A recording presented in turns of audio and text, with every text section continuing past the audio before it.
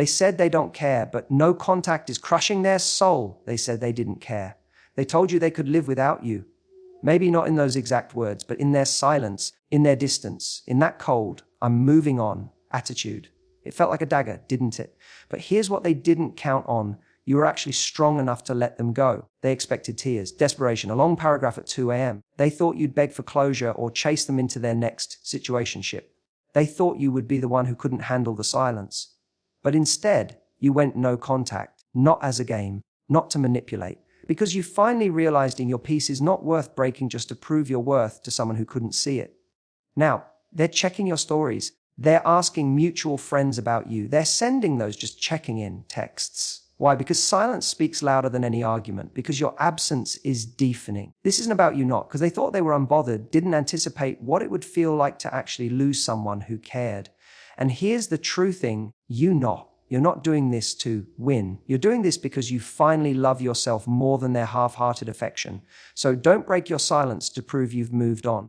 Stay silent to prove you've grown, because the version of you who doesn't chase, that's the version they'll regret losing for the rest of their life. No contact isn't about revenge. It's not about making the other person miss you or play some psychological chess game. It's about choosing yourself in a moment where you used to abandon yourself. It's about reclaiming your power from someone who didn't treat it with care.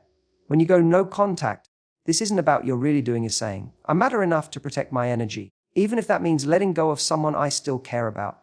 The mistake so many people make is thinking that no contact is a strategy to get them back.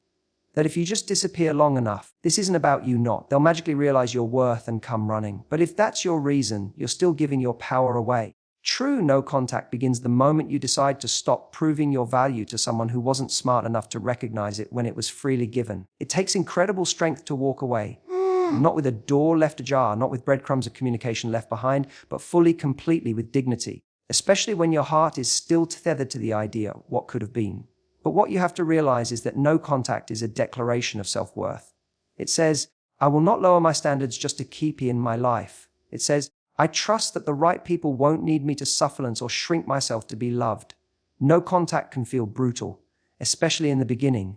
You'll have urges to reach out, to check their profile, to send that one last message. You'll want to remind them of the memories, to tug at the part of them you hope still cares. But every time you resist, you're healing. Every time you choose silence over self-sabotage, you're building new boundaries. And boundaries aren't walls to keep people out. They're doors that only open to those who knock with respect. Here's the deeper truthing: people don't always realize the damage they do until the silence forces them to sit with it. Your presence made their life easier, softer, more loved, and your absence will remind them of that. But your healing isn't their punishment. It's your permission to rise. It's not about making them see the light. It's about you walking into yours with or without them. So if you're in that no contact phase right now, and it hurts, just know this stings. This is not about you not. It's not a tactic, it's a boundary. It's not a cry for attention. It's a cry for peace. And the moment you stop trying to convince someone of your worth is the moment you begin to truly feel it for yourself. That's when the shift happens. This isn't about you not. That's when you stop waiting for their apology or explanation or approval. That's when your healing becomes about you and not about them at all. They didn't think you had it in you. When they pulled away, ignored your messages, or said, it's probably best we don't talk anymore, they assumed you'd keep orbiting around them. They thought you'd stay emotionally tied to their inconsistent attention, that your self-worth was still bound to their validation. People like that often operate from a place of quiet arrogance. They believe they're unforgettable, untouchable. But what they never anticipate is the moment you choose peace over persistence, silence over chasing, dignity over desperation, they expected you to fall apart. Maybe not physically, but emotionally. They figured you'd spiral into anxiety, cling to hope, keep trying to fix what they broke. Because that's what you might have done in the past. They've seen the version of you who tried too hard, who held on too long, who confused their emotional unavailability for mystery or depth. So when you didn't reach out, when you didn't take the bait, when you didn't crumble at their distance, they were confused because for the first time, you weren't reacting to their push-pull. You simply stopped playing. That shift was powerful. It might have seemed small from the outside. Just silence, just space. But internally, it was a revolution because silence isn't passive, it's intentional. And behind that silence is a decision, the decision to protect your mental and emotional health over entertaining the chaos of someone who didn't value weakness. That's not retreat. That's strength they never saw coming. It's easy to think strength looks loud, like yelling, confronting, or demanding closure. But sometimes real strength looks like not sending the message, like deleting the draft, like sitting with the discomfort instead of trying to numb it with temporary connection.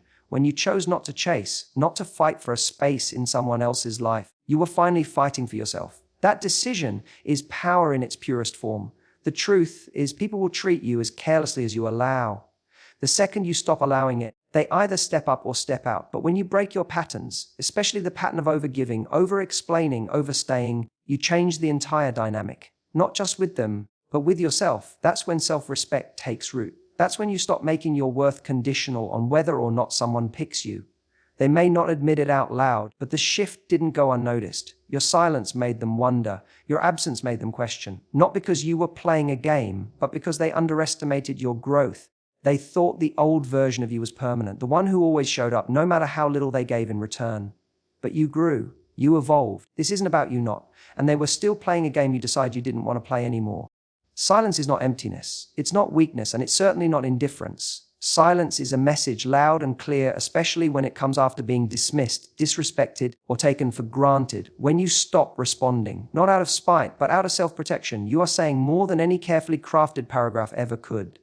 You're saying, I've said all I need to say. Now I choose peace. We live in a world where communication is constant. People are always connected, always online, always one message away. So when someone who was once consistent in your life goes silent, it's not just noticed, it's felt deeply.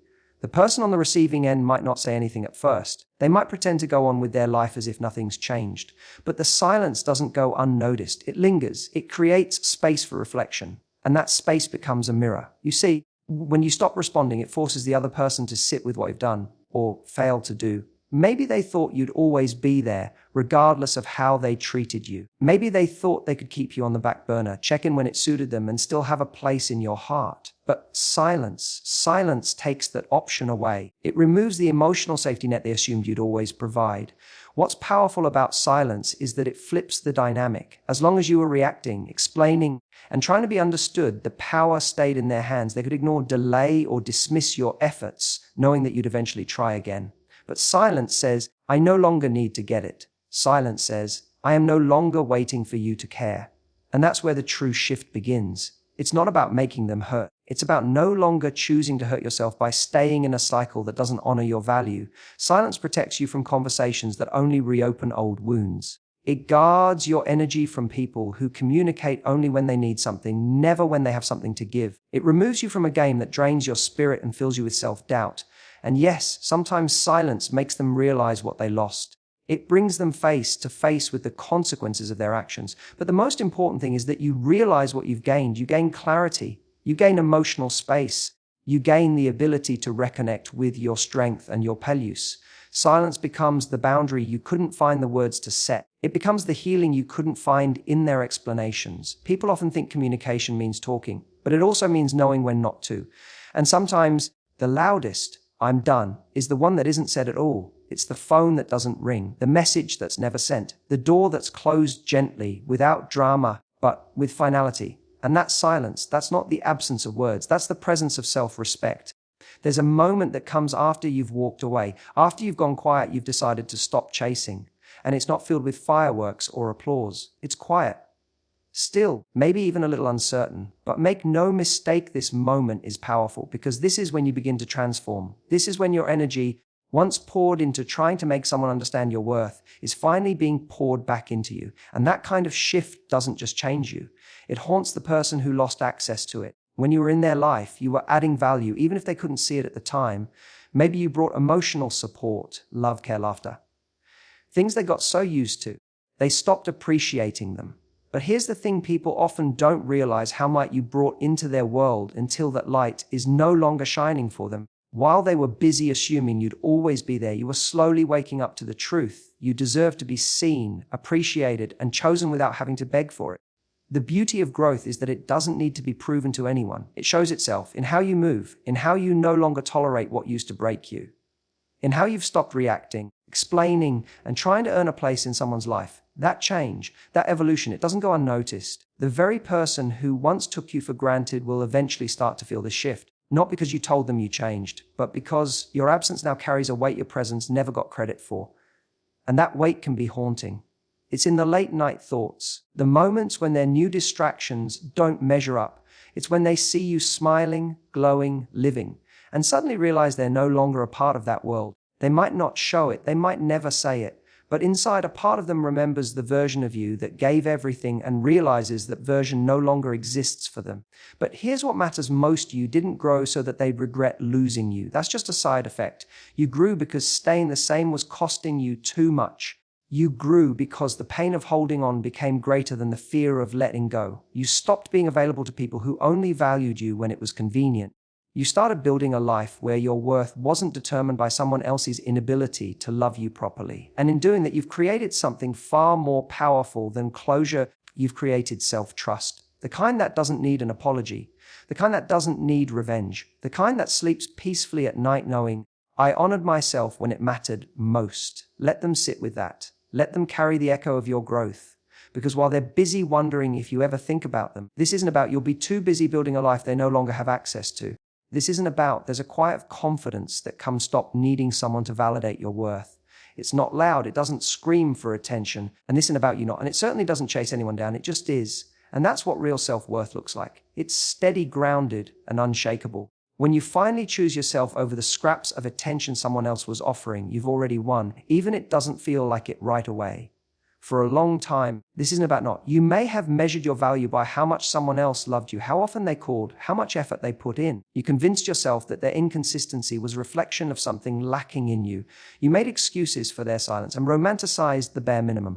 And in doing so, you kept yourself small, hoping they would eventually see your worth and rise to meet it. But there's a moment, sometimes quiet, sometimes sudden, when you just can't do it anymore. This isn't about you not because you stopped caring about them, but because you finally started caring about yourself. You realize you're tired of proving you're good enough for someone who was never showing up for you in the first place. That moment is when your self-worth wakes up.